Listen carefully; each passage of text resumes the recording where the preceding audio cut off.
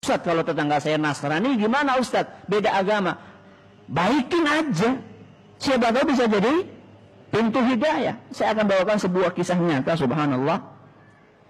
Ada seorang ustaz tinggal di suatu komplek, tetangganya Nasrani. Dan dia ini Nasrani yang taat. Setiap Ahad pergi ke gereja. Sering itu ustadznya ketika dia mau berangkat ngisi pengajian, ketemu sama Nasrani tersebut, dia bawa Injil, ustadznya bawa Quran. Selamat pagi Pak, pagi Ustaz. Nah, saling menyapa. Itu sekitar tahun 1998. Saling menyapa. Ketika Nasrani itu sakit, dikunjungi. Ketika tetangganya yang Nasrani itu kena musibah, rumahnya kena puting beliung, Ustadz ini manggil jamaah pengajian, yuk kita bantu yuk. Ya, kita perbaiki bareng-bareng sampai selesai. Dan anaknya dari Nasrani ini juga aktivis gereja. Yang putra gitaris, yang putri vokalis. Lengkap itu dah.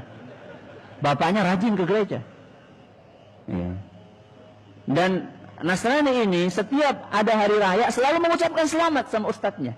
Selamat hari raya Idul Fitri, selamat hari raya Idul Adha. Tapi ketika ada peringatan Nasrani, ustadznya nggak ngasih selamat. Dia bilang, maaf Pak, ajaran saya melarang saya untuk mengucapkan selamat. Tapi saya tetap menghormati Bapak. Kita tetap bertetangga. Saya senang bertetangga dengan Bapak. Nggak tersinggung. Tetap harmonis. Ternyata diem-diem Bapak Nasrani itu ternyata dia mempelajari Islam. Diem-diem dia tertarik dia. Buka buku-buku tentang Islam. Dan dia juga belajar dari perilakunya Ustadz. Nah itu dia. Kalau ada orang belajar Islam dari perilaku kita, kira-kira gimana tuh? Nah, kabur gak tuh? Nah ini harus kita cek ini kita.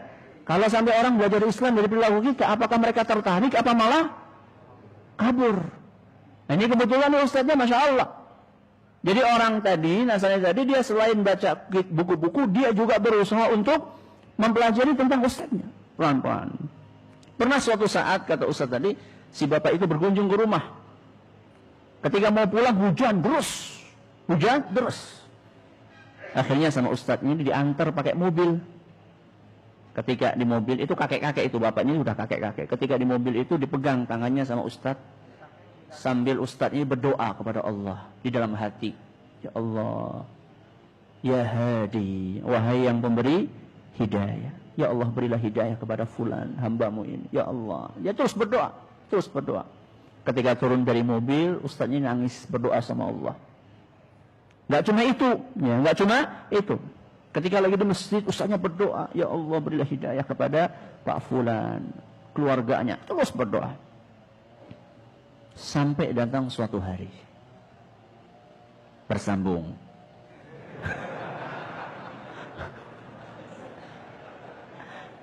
Terus. Sampai datang suatu hari. Ustadz ini baru pulang dari masjid. Ternyata di depan pintu rumahnya sudah nunggu bapak itu. Pakai peci. Dia langsung ngomong, Ustadz, bimbing saya untuk masuk ke dalam Islam.